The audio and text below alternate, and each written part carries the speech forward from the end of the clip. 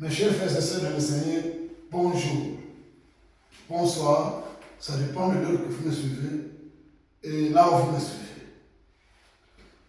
Aujourd'hui, c'est un jour de Pâques, c'est le jour de la résurrection, c'est un grand jour, parce que Paul a dit que si Christ n'était pas ressuscité, notre prédication, notre message serait nul. La prédication ou notre évangile n'aurait pas de sens. Mais Jésus est ressuscité aujourd'hui, après 3 jours dans les tombes. C'est un grand honneur. C'est une grande fête. C'est une grande joie. Mes frères et sœurs, comme je l'ai dit la fois passée, aimez, abonnez-vous pour nous permettre de ne plus avoir cette lourde charge-là, cette lourde tâche de pouvoir partager à plus de 1000 personnes les prédications. Abonnez-vous, là nous sommes tranquilles. Bon, je disais qu'aujourd'hui c'est un jour de fête. Le dimanche passé, nous avons suivi l'entrée de Jésus-Christ dans la ville de Jérusalem. Jésus est entré aujourd'hui en tant que roi. Et le peuple israélien ont crié Hosanna. Donc le salut est entré. Ils ont réclamé le salut. À ce moment-là, le salut est entré dans nos vies, dans nos projets, dans nos pays, dans nos familles, dans nos entreprises, dans tout ce que nous faisons là. Et dans nos corps, même dans nos santé. Aujourd'hui, c'est encore un autre message. Mais je préfère être beaucoup plus technique aujourd'hui, un peu plus technique et un peu plus théologique. Une version un peu plus théologique aujourd'hui. Je me permets de m'asseoir parce que, contrairement à nos habitudes de prédication de flash, aujourd'hui je vous demande de me comprendre. Je vais avoir un peu plus de temps. Je vais prendre plus de temps aujourd'hui, donc nous n'aurons pas moins de 15 minutes, ou pas moins de 20 minutes. Je tire le texte d'aujourd'hui dans l'évangile de Marc, chapitre 16. Pardon, je commence. Marc, chapitre 16, je commence par le premier verset jusqu'à 12. Et vous pouvez terminer le chapitre. Là, je parle de femmes qui sont allées le matin à l'aube pour voir le corps de Jésus enterré. Mais curieusement, en route, elles se posaient des questions de savoir si la grosse pierre était devant la tombe de Jésus était encore là et qui en a enlevé ça. C'était une préoccupation majeure. Mes chers frères et sœurs, aujourd'hui on va parler de quelque chose beaucoup plus en profondeur. C'est Jésus dont nous parlons aujourd'hui. Qui il est? Je ne parle pas de tout ce qu'il est. Il est Dieu, il est sauveur, il est guérisseur, il est notre roi qui vient. Je répète, Jésus, sauveur, guérisseur, Seigneur, notre roi qui vient. Mais quand on le voit, la Bible dit que Jésus n'attirait personne. Jésus n'attirait personne. Jésus était humble. Jésus était compatissant. Jésus était plein d'amour. Alors, excusez-moi, Jésus-Christ était humble, plein d'amour, compatissant, effacé. Il n'attirait pas. Contrairement à nous aujourd'hui. Notre rôle, notre tâche, c'est d'être comme lui, de faire comme lui. Comme nous en Philippiens, faisons comme Jésus a fait, pensons comme Jésus a pensé, disons comme Jésus a dit. Alors, Jésus-Christ, aujourd'hui, il nous a dit de ne pas nous inquiéter, de comprendre qu'il est avantageux pour nous qu'il aille auprès du Père. Il est parti auprès du Père. Il arrive là-bas. C'est Jésus. Mes frères et sœurs du Seigneur, dites Amen la main. Jésus. Jésus-Christ est allé au ciel où il habite à côté du Père. La Bible dit clairement qu'il est à la droite du Père. Parlons un peu de la notion de la droite. Quand on parle de la notion de la droite, c'est dans la langage théorique, c'est dans la langage biblique. Jésus est à la droite du Père. Donc la droite là, c'est les côtés de Dieu. C'est les bons côtés, mon cher frère, ma chère sœur. De temps en temps, cherchons à être à droite, à la droite du Christ. Parce que la droite là, je disais que c'est les côtés de Dieu, c'est les bons côtés. C'est les côtés de la victoire, c'est les côtés de la bénédiction, c'est les côtés de la joie. C'est les côtés du salut. Et quand nous rentrons, quand Jésus était à la croix, il était question avec deux bandits, deux colonnes, des assassins. L'un à gauche, l'autre à droite. Mais curieusement, celui qui était à sa droite était sauvé. Celui qui était à la droite de Jésus-Christ était sauvé. Il est arrivé premier que Jésus-Christ au paradis. Celui qui était à sa droite était sauvé. Et quand nous en psaume 110, le premier verset, on dit que restez à ma droite jusqu'à ce que je ferai tes ennemis tes marches de pied. Donc nous restons à la droite. Restons à ma droite jusqu'à ce que tes ennemis seront, je ferai tes ennemis tes marches de pied. Donc demeurons à la droite de Jésus.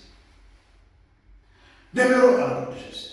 C'est un côté théologiquement symbolique. Et quand je vois un peu je fais les recherches, je trouve que même Abraham, quand il demandait à son mévelote de choisir entre où aller, Sodome et Gomorrhe et à la montagne. Et curieusement, la gauche, la ville de Sodome et Gomorrhe, le terrain est à gauche. Et il a choisi la gauche, où il y avait l'ambiance, où il y avait les femmes qui étaient n'importe comment, où il y avait les sciences occultes, où il y avait tous les péchés. Tandis qu'Abraham est allé à la montagne à droite. À gauche, tout est facile, tout est normal, tout est propre, tout est bon. Mais à droite, il n'y a que les choses de Dieu qui sont propres, qui sont bonnes et qui sont préférables. À droite, il y a que les choses de Dieu qui sont préférables, qui sont souhaitables, qui sont bonnes. Donc, le côté droit ou la droite, c'est le côté de Dieu. C'est le bon côté. Il faut bien choisir. Le Christ est résisté pour que nous donne le message d'aller un jour à sa droite à côté du Père. À la fin de tout, il vient nous prendre. Il va nous emmener avec lui, nous serons à la droite. À sa droite. Parce que lui est à la droite du Père. Là où il dit qu'il a valeur, il faut que je m'en aille pour que là où je suis, vous soyez aussi. Donc nous serons à la droite de Jésus-Christ. Automatiquement à la droite du Père. Maintenant, il y a une deuxième notion que je donne, de l'Église. La notion de l'Église, si nous entrons dans la profondeur de la théologie, nous verrons que notre Dieu nous a donné notre Église à partir de l'histoire de Noé, Genèse.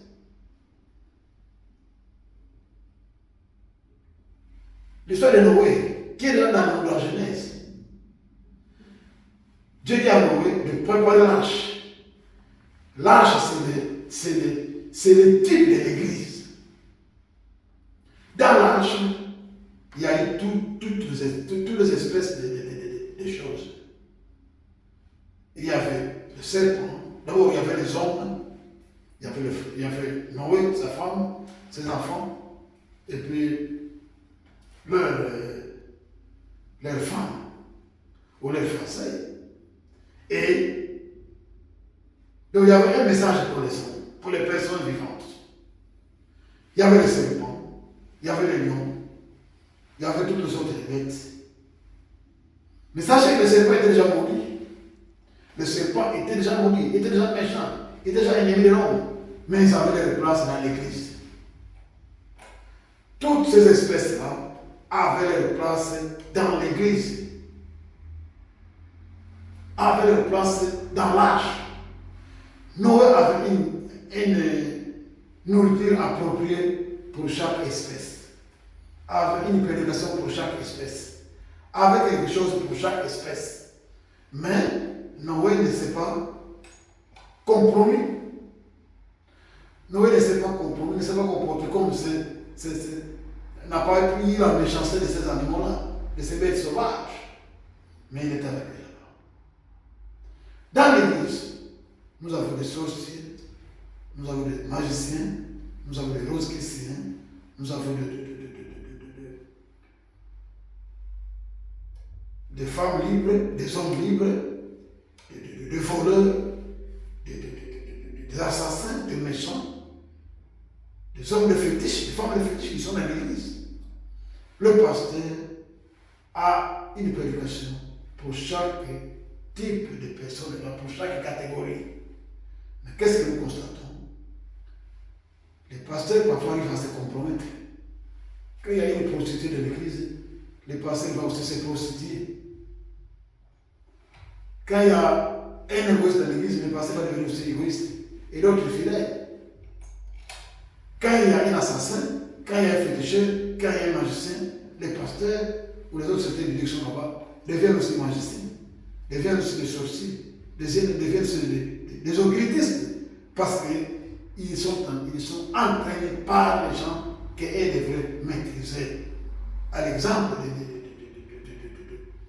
de Noé, qui a maîtrisé tous ces esprits-là très mauvais, toutes ces méchancetés-là, il a maîtrisé. Donc, le jour de Pâques, c'est un jour de réconciliation, un jour de paix, un jour de joie, un jour d'amour, un jour de convivialité. C'est un jour de résurrection. Tout ce qui est mort dans votre vie va ressusciter. Tout ce qui semble mourir dans votre vie va ressusciter. Chers frères et sœurs, je termine par ceci. Je disais que, je suis m'a dit de vous dire que nous le faisons comme les Christ. Aujourd'hui, le Christ était humble. Le Christ était un homme effacé. Il n'attirait pas. Mais qu'est-ce que nous constatons curieusement aujourd'hui? Nous, même des hommes de Dieu, les chrétiens, les hommes des églises, nous voulons être vus. Quand vous demandez à un jeune pasteur qui ouvre une église, sa première préoccupation, c'est la sonorisation. Savoir une église qui peut avoir des appareils qui parlent, et qui doivent arroser tous les quartiers. C'est la sonorisation. C'est le moyen de déplacement, jeep, voiture, une belle maison, des beaux habits, et des bonnes choses. Mais Jésus-Christ n'a pas fait ça. La femme du pasteur qui va aller prêcher commence par les salons. La femme aussi va au salon. Je parle de femme du pasteur. Elle va au salon. Elle se transforme. Elle vient prêcher. Elle passe devant l'église là-bas. Devant la chaire, prêcher. Les autres femmes et tout le monde. Vous verrez qu'elle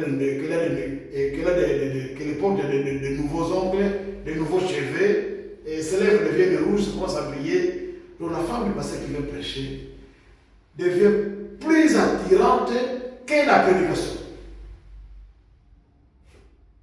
Marie, la mère de Jésus, n'était pas comme ça. Marie, la mère de Jésus, était effacée. Elle était effacée. D'abord, on n'avait pas les moyens. Et on ne faisait pas cas de cette femme-là, de cette fille-là. Mais Dieu a fait cas d'elle. Alléluia, amen. Donc, nous voulons trop que les hommes du monde puissent nous remarquer. Donnons le temps à Dieu de nous remarquer. Donnons le temps à Dieu de nous choisir. Donnons le temps à Dieu de nous voir là où nous sommes. David est en forêt. Mais Dieu l'a fait. Quand il a choisi le roi pour remplacer Saoul, Il envoie le serviteur de Dieu Samuel. Quand Samuel voit Eliab, son grand frère, pour Samuel, voici les rois, parce qu'il a vu la beauté. Nous les hommes, nous voyons ce qui est extérieur. Nous les hommes, nous voyons ce qui attire. Nous les hommes, nous voyons ce qui est intéressant. Mais Dieu voit les cœurs. Dieu voit l'intérieur. Même son père, même l'homme de Dieu n'a pas pu voir ce que Dieu a vu. Quand David venait, un petit villageois, très sale, il vient de la forêt, Saül a dit, ah, cette fois-ci Dieu se trompe. Mais Dieu a dit, c'est lui mon choix. Alléluia. Mon frère, ma soeur, quand Dieu te choisit, il ne verra pas les études, il ne verra pas le niveau de diplôme, il ne verra pas ta famille, il ne verra pas tes origines, il ne verra pas ce que tu es là, il ne verra pas ta beauté, il ne verra pas ce que tu portes, il ne verra pas ce que tu as, il ne verra pas tes moyens. Quand Dieu te choisit, il voit ton cœur. Quand Dieu te choisit, il voit ton cœur. Mon frère le pasteur qui me suivait, cher frère pasteur, évitez les mal vus. Que le monde te remarque trop, que le monde te voit. Jésus n'était pas vu comme vous voulez que nous voyons aujourd'hui. Jésus était oublié, Jésus était effacé, Jésus était une personne